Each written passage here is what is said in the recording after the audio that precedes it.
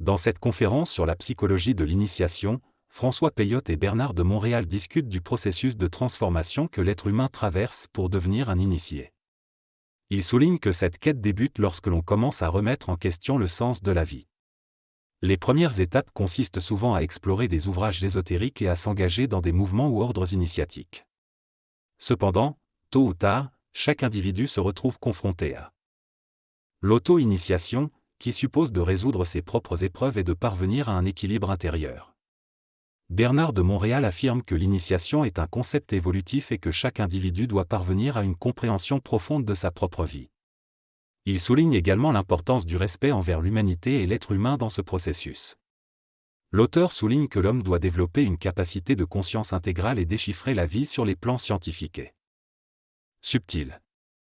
Il affirme que la vie n'est pas un mystère, mais une réalité dont les mécanismes sont encore inconnus et feront partie de la découverte de l'homme nouveau. L'involution est caractérisée par l'utilisation polarisée des deux cerveaux de l'homme, gauche et droit, pour accéder à la connaissance limitée du bien et du mal. Cela crée une tension existentielle et une anxiété chez l'homme. Cependant, à la fin du XXe siècle, certains individus ont atteint une initiation solaire qui leur permet de reprendre le contrôle de leur évolution. Cela signifie être capable de voir, penser et intuitiver la vie de manière équilibrée en utilisant un autre principe caché jusqu'alors. Dans la réalité, il existe toujours trois forces agissantes et l'homme doit intégrer ces forces pour une conscience complète. L'auteur souligne l'impossibilité pour l'homme de comprendre des aspects aussi mystérieux que la vie et la pensée, en raison de la limitation de sa raison par sa vision sensorielle du monde.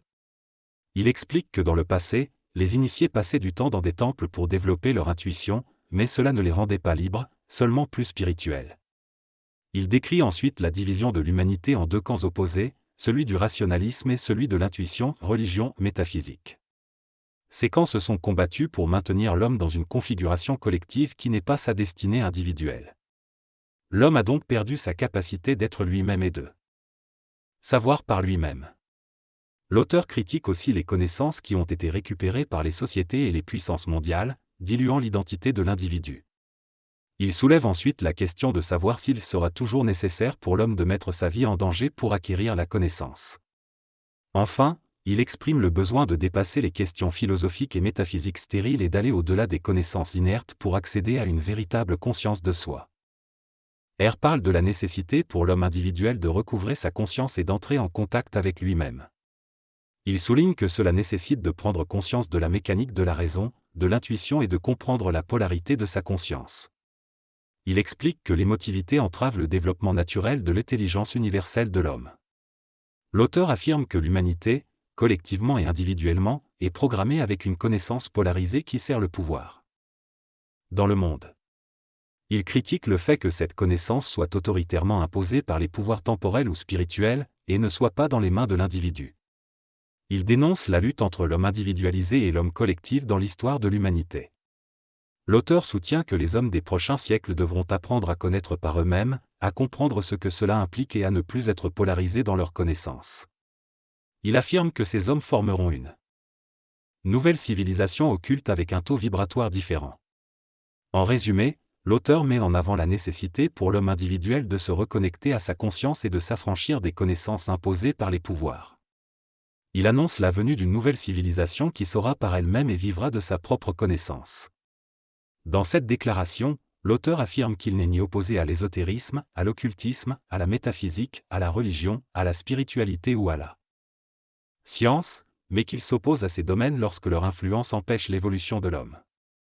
Il se présente comme quelqu'un qui travaille à la diffusion de l'ésotérisme, de l'occultisme et de la science, ainsi qu'à l'équilibre entre la théologie et la métaphysique. Il affirme lutter en faveur de l'homme face à ces forces qui sont contraires à son développement. L'auteur souligne que l'homme est conditionné non seulement par son esprit, son mental et ses émotions, mais aussi par ses sens. Elle critique le fait que les gens sont habitués à penser et à accumuler des pensées sans créer les leurs. Pour lui, l'humanité n'est pas réelle et l'homme se confronte chaque jour à une conscience sociale, qu'il qualifie de monstre d'irréalité. L'auteur estime que la vérité est une illusion psychologique qui permet à l'homme de canaliser son énergie émotionnelle et mentale, et qu'elle n'est pas nécessaire pour l'évolution de l'homme. Il critique également la quête de la vérité de l'homme à travers les siècles et affirme que la vérité n'existe pas. La vérité que l'homme découvrira est la vérité du mensonge, car c'est l'essence même de l'esprit humain. Le mental de l'homme fonctionne comme un pendule, balançant de gauche à droite, limité par sa culture, sa race et sa pensée collectiviste conditionnée par le pouvoir temporel ou spirituel. Le pouvoir est anti-homme et anti-individu, tandis que la puissance est créatrice. L'auteur mentionne l'Allemagne et les dangers de donner aveuglément sa confiance à un leader, comme dans le cas du nazisme. Malgré les souffrances causées par cette expérience, l'auteur considère qu'elle est la plus grande de l'humanité. Le peuple juif a été le plus touché sur le plan occulte et cosmique. L'initiation solaire est évoquée comme un moyen pour l'homme de déprogrammer son intellect et son intuition, à partir du développement de son mental supérieur. L'homme nouveau, possédant la raison, l'intuition et une conscience supérieure, ne doit jamais les utiliser en opposition les unes aux autres. Lorsque l'être humain utilise sa pensée créative, son troisième cerveau contre son intuition et sa raison, il souffre. De même, s'il utilise son intuition contre son cerveau éthérique et rationnel, ou sa raison contre les deux autres, il souffre également. En réalité, la vérité n'existe pas en tant que telle, mais il existe en chaque individu ce qu'on peut appeler un point de vérité, qui est la rencontre de l'énergie de ces trois niveaux d'intelligence dans le centre même du triangle. Ce point de vérité est un état d'esprit, non une forme pensée. Il représente un équilibre parfait entre intuition, intellect et conscience créative. Pour évoluer, il est essentiel de comprendre ce concept. La transition de la conscience spirituelle à une conscience réelle de l'esprit passe par le développement de ce troisième cerveau ou esprit présent en chaque être humain. Cette racine créative et infinie est connectée à la conscience humaine et représente les forces de vie qui circulent en nous. Cependant, l'intuition et la raison tendent à diminuer sa puissance et à la colorer. Par conséquent, l'homme se coupe de cette intelligence. Lorsque cela se produit, certains individus se tournent vers des formes d'ésotérisme ou de spiritualité pour rétablir la connexion avec une petite voix intérieure. Cependant, cette voix peut être influencée par des niveaux inférieurs ou supérieurs de l'astral, et selon l'évolution de l'individu, elle peut conduire à des actes de violence ou à des actes de sagesse. Il est important de noter que l'intuition a été falsifiée et son fonctionnement réel est souvent mal compris. L'être humain possède trois cordes vibrantes, l'intellect, l'intuition et l'intelligence. La corde de l'intelligence est la plus subtile et agit sur les autres cordes. Cependant, l'être humain a tendance à négliger cette corde car elle est trop puissante et infinie. Il se concentre plutôt sur les cordes de l'intellect et de l'intuition, qui sont plus proches de lui. Les êtres spirituels travaillent principalement avec la corde de l'intuition, qui les mène vers l'initiation et les voyages spirituels à travers le monde.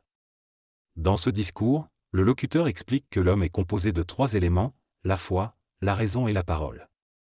Il souligne l'importance de faire vibrer ces trois éléments en harmonie pour atteindre la connaissance véritable. Il affirme que la pensée conditionnée ne peut pas nous permettre de connaître la vérité, car elle crée une illusion d'être. Au lieu de rechercher la vérité de manière mécanisée, il encourage à se plonger en soi-même et à se connecter à la puissance de la parole pour accéder à une connaissance plus profonde. Il rappelle que l'homme doit se libérer de l'illusion selon laquelle tout vient de lui-même et prendre conscience de l'organisation cosmique qui sous-tend la réalité matérielle. Finalement, il suggère que tant que l'homme continuera à chercher la vérité de manière mécanique, il ne pourra pas trouver la véritable compréhension. L'orateur affirme que l'accumulation de croyances et d'idéologies au fil des siècles constitue une barrière contre la véritable nature de l'homme. Il souligne que toutes nos pensées sont idéologisées et ne nous appartiennent pas réellement. L'homme pourrait comprendre le besoin millénaire du concept de Dieu et des religions s'il était en contact avec lui-même. Cependant, il estime qu'il ne faut pas se conformer aux besoins émotionnels et psychologiques de la masse, mais plutôt observer en permanence sa propre conscience. Il rejette la croyance et affirme enseigner plutôt qu'imposer une vérité. Il connaît la manipulation des forces occultes et considère toutes ces influences comme anti-homme nouveau. Il s'adresse à l'homme nouveau et soutient que celui-ci est composé de trois cerveaux, deux fonctionnant activement dans la conscience collective, tandis que le troisième dort. Il invite à remettre en question nos pensées en tenant compte de leur origine sociale et historique, soulignant que leur ancienneté ne les rend pas absolument réelles.